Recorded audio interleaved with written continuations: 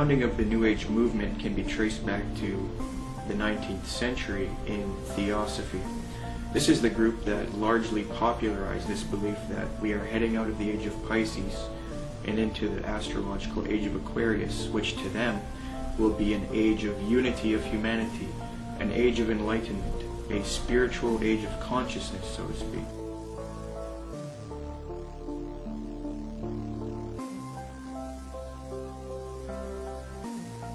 Very clear, yes. There's going to be a one world, political, economic, religion, and this is what all the globalists, the elite, the high-level occultists, the high-level New World Order people, this is what they're wanting. This is what the Bible pretty much clearly predicts as well. And this is obviously what we're moving to. This admitted New World Order agenda to create a one-world government that rules over humanity is not only political, it is also spiritual and based on what is known as the New Age. This can be verified with irrefutable documentation. Here's the way they look at it. Here's their metaphor. Adam and Eve were held prisoner in the Garden of Eden by an unjust, cruel, and vindictive God.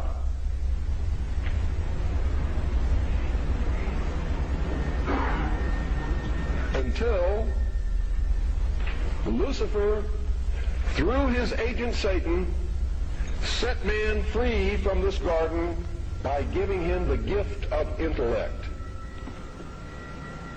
Through the use of intellect, man will conquer the earth, will conquer nature, and will himself become God. It's taught in every Masonic temple in this land. Every secret brotherhood, every secret society, every mystical temple, every occult organization teaches the Luciferian philosophy.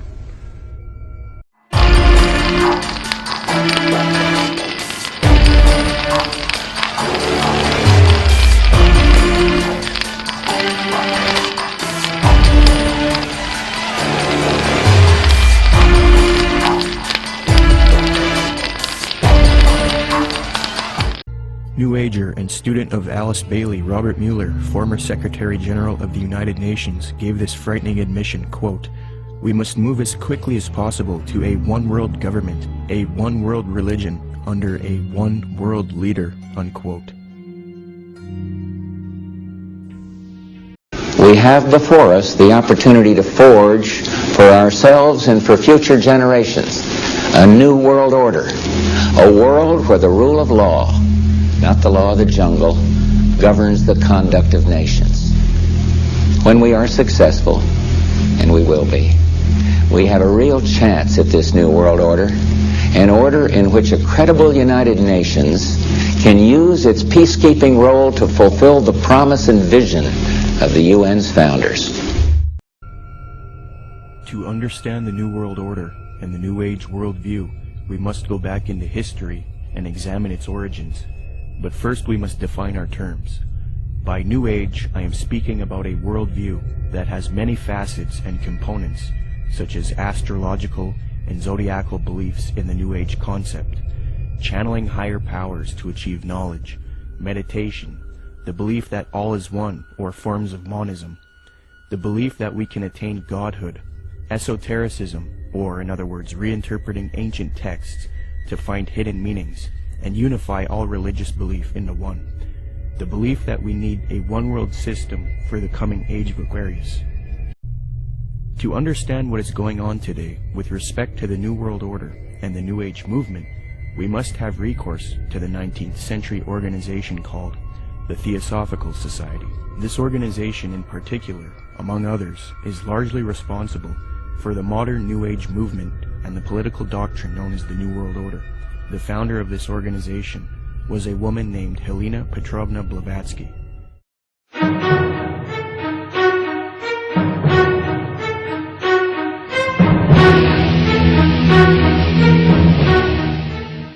She was a spiritual genius and the mother of the New Age.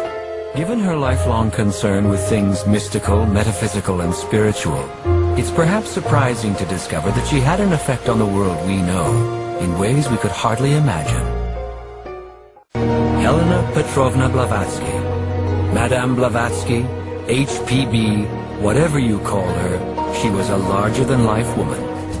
Blavatsky would make it commonplace to see Eastern religions, Hinduism and Buddhism, as important sacred teachings.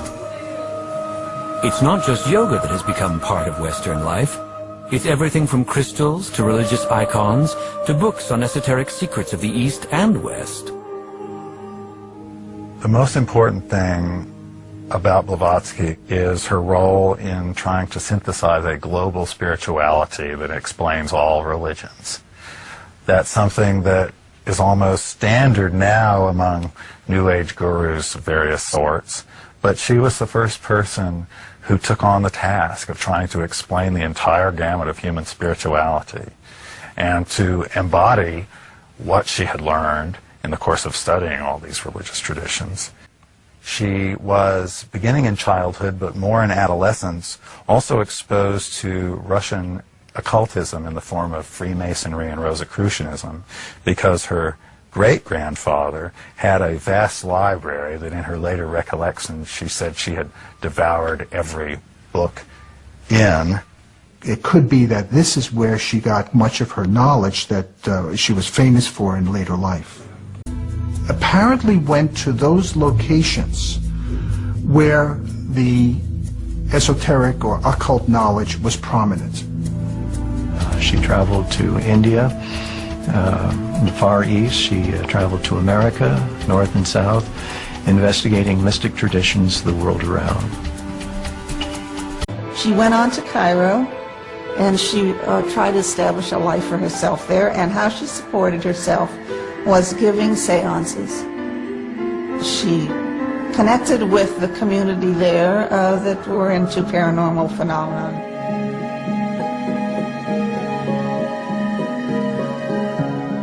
Although very interested in spiritualism, HPB's understanding of the phenomena was somewhat different than her fellow mediums.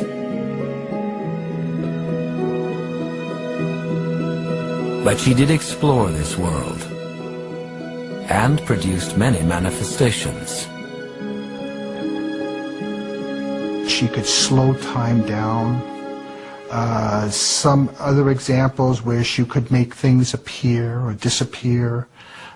Yes, all of these were demonstrated. Henry Steele Olcott was a respected member of New York society. He had worked for the New York Tribune. With a lingering interest in spiritualism from his youth, Olcott decided to investigate some intriguing spirit manifestations that were occurring at a farmhouse in Vermont. Convinced of the validity of the spirits, he wrote an account of his observations for the New York papers. He then headed back to the farmhouse to investigate the phenomena further. Their home became a gathering place for spiritualists to witness physical phenomena. So entities would appear and walk around the room and be touched by the persons in attendance. The heyday of spiritualism involved physical manifestations, and the Eddy brothers were famous for providing a plethora of unusual and fascinating appearances. Madame Blavatsky was intrigued both by a desire to continue her investigation into spiritualist phenomena and perhaps to meet the author of these interesting articles. Not only was Olcott's first meeting with Blavatsky memorable, but the manifestations they experienced together at the Eddy farm convinced him of how extraordinary she was. According to HPB, the spirits they encountered during their seances were numerous, and many were familiar to her. Blavatsky starts to become a book author in her own right, slowly beginning to work on what became Isis Unveiled. This was HPB's first major work, and offers her insights on both Eastern and Western religion and philosophy. Olcott was her collaborator in the writing process, which involved many strange phenomena which convinced him that she was being assisted by invisible helpers, not only in the spirit world, but living men elsewhere who were communicating telepathically or occupying her body and writing through her. Blavatsky explained that these invisible helpers were adepts, or masters, who are part of a brotherhood of enlightened spiritual beings. Alcott talks about hands appearing mysteriously and writing during the night while she's asleep. The composition process of Isis Unveiled is only the first instance where the authorship of items that appear under her name is somewhat confused, because both she and Alcott say that there were many others helping behind the scene. HPB communicated mainly with two masters, Mayoria and Kuthumi. These masters are more spiritually evolved. That means that they can live longer, hundreds of years. They have much more knowledge. They are almost, if you can use an analogy, almost resembling, we might say, the hidden hand theory, which means that behind this world there is a small cadre of individuals who are controlling things. And so these masters are in separate brotherhoods in India, in Egypt, and elsewhere, who are helping to perhaps control the progress of the planet and spreading the wisdom.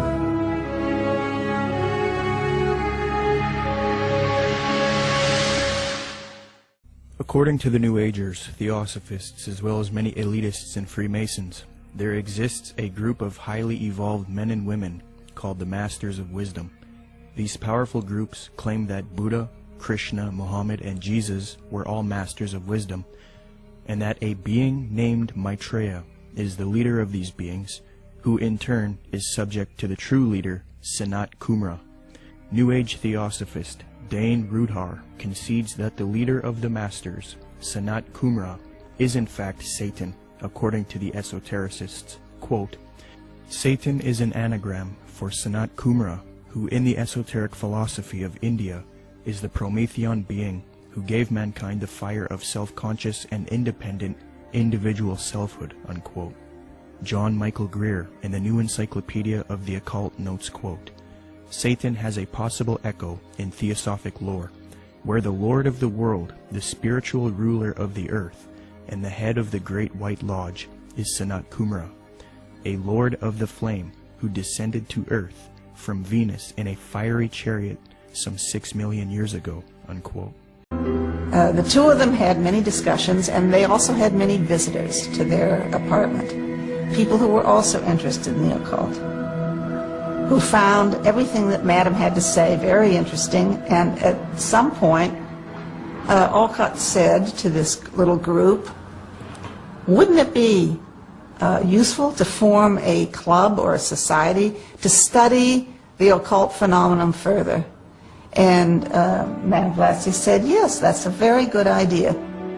The Theosophical Society was formed in 1875 and still exists today with branches all over the world. Once a student abandons the old trodden highway of routine and enters upon the solitary path of independent thought, Godward, he is a theosophist, an original thinker, a seeker after the eternal truth with an inspiration of his own to solve the universal problems. According to HPB, theosophy or divine wisdom refers to the ultimate truth of the supreme, the cosmos, and humanity.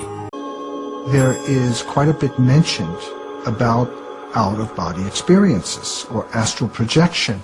So it could very well be that this was the true purpose of the society. How do you, in fact, go beyond your ordinary, imperfect self and become perfected, to become an adept, for instance? And it seems to me that if you put this together with the notion of the masters, it could very well be that the masters were perceived to be human beings who projected themselves out of the body. And that was the reason why they can go literally anywhere in the world to communicate with individuals. That is the reason why masters were not looked upon with skepticism, that they did have this ability and that they themselves, Theosophists, expected to have this same ability. Perhaps this helps to explain some of the unusual phenomena that HPB was said to perform. Her being able to physically transform her appearance into that of a man with black hair and then change back into herself. Alcott describes things like this that are just impossible to interpret, but remain fascinating as to what was really going on. Her first book was entitled Isis Unveiled, published in 1877. She started a magazine in 1887 called Lucifer Magazine. Her principal work, The Secret Doctrine, was then published in 1888. She then wrote The Key to Theosophy and The Voice of Silence. These works are now famous, and contained in these writings are the doctrines that helped mold the New Age movement to what it is today. These Theosophists teach that Jesus was simply a representation of the age of Pisces, and that he was an initiate into the mystery schools, or cults of spiritual teachers and masters. They teach people that the New Age of Aquarius is going to be that of a utopia, where the world unites into a one-world system, the exiting out of Jesus' age, and the entering into a new world teacher's age. They say each age is accompanied by a great world teacher, be it Buddha, Jesus, etc. So for the advent of the age of Aquarius, they claim a new world teacher will guide humanity into it. In Blavatsky's book, The Key to Theosophy, she lists three main goals of Theosophy: universal brotherhood of humanity without distinction of race, color, or creed, to promote the study of the world's religions, and to investigate the hidden mysteries of nature. As Theosophy grew, it produced influential figures such as Annie Wood Besant, born October 1st, 1847. She was a Marxist and a socialist. Besant was so inclined towards socialism that she defended it in public debates. Annie Besant met the founder of Theosophy, Helena Blavatsky, in 1890, and she quickly read Blavatsky's material. Besant recorded her first acquaintance with Blavatsky. She wrote, quote, "I was standing with my hand in her firm grip, and looking for the first time in this life straight into the eyes of HPB. We rose to go, and for a moment veil lifted, and two brilliant, piercing eyes met mine, and with a yearning throb in the voice, 'Oh, my dear Mrs. Besant, if you would only come with us.' I said a commonplace, polite goodbye, and turned away with some inanely courteous and evasive remark. 'Child,' she said to me long afterwards, 'your pride is terrible. You are as proud as Lucifer himself.'" Besant would get involved with the secret society known as Freemasonry. In 1902, she established the International Order of Co-Freemasonry, and then set up lodges all over the world with theosophic underpinnings. Theosophy, Freemasonry, and Marxism are all connected with the New Age movement. Besant would become president of the Theosophical Society in 1908. As I give you the history and lay the framework for the origins of the modern New World Order ideology and the New Age movement, it is important to note the role of Freemasonry. As previously noted, Theosophy and Freemasonry were somewhat affiliated in the late 19th century. In fact, Helena Blavatsky received an honorary degree of Apprentice Companion, Perfect Mistress, Sublime Elect Scotch Lady, from the rite of adoption. She was awarded with these titles by the 33rd degree Freemasons John Yarker, M. Kaspari, and A.D. Lowenstock. The Theosophist H. Alexander Fusel seeks to deify Satan. Quote, "Satan, then, was originally a divine being destined to carry light and life to the netherworlds. He stands for the gift of free will and self-conscious mind to man, a power which at once seduces and uplifts man, for with free will comes the power to go astray. Satan is therefore man's teacher." Unquote. Once you are willing to give worship to Satan is when you are given a certain kind of power that the deceived, those that are just thinking it's them or thinking that something else, can't have access to. So Freemasonry is a systematic way to get people to that level without actually just coming out and saying it right at first. one of the former leaders of the Theosophical Society, who was contemporary with Blavatsky and Annie Besant, tells us what the 19th century position on Satan is. In his work Spiritualism, Madame Blavatsky, and Theosophy, Rudolf Steiner states, quote, "Lucifer is not a being that we can see with our present-day physical eyes. Lucifer can be seen only with the awakened clairvoyance. Seen clairvoyantly, in fact, Lucifer is a particular being who was left behind during the moon phase of evolution," unquote. N. Sri Ram, who often gave lectures at the United Nations, a major theosophist, and writer for Lucifer magazine, clarifies, quote, "The adversary, or Satan, is no other than Lucifer, the light-bearer, the bright morning star. He is the initiator, awakening the divine faculties of intellect on man. He is the king of the fallen angels, spirits from higher spheres, who descended among primitive mankind of the third race, to develop in man, and endow him with his self-conscious mind, or manus," unquote. Theosophy teaches that Satan or Lucifer is actually a divine being who saves humankind and brings him consciousness. Many modern influential New Agers who were deceived by Theosophy repeat the same theme. Blavatsky's view of religion can be summed up in her book, The Secret Doctrine. She makes use of the phrase, demon est deus inversus, which means the devil is God inverted. Her view was based on the ancient Gnostic belief that in the Garden of Eden, the serpent who tempted the woman was really an angel of light, and that God, who had created Adam and Eve, was really the devil. The reason is because God had forbidden man from partaking of the tree of knowledge, or gnosis. This is the origin of the term Gnostic, or Gnosticism. Blavatsky further argued that Jesus was only one Messiah among many, like Buddha, Krishna, and Muhammad, and that the fifth Buddha, also called the Maitreya, is the last Messiah who will come. She says he will appear as Maitreya Buddha, the last of the avatars, or way-showers,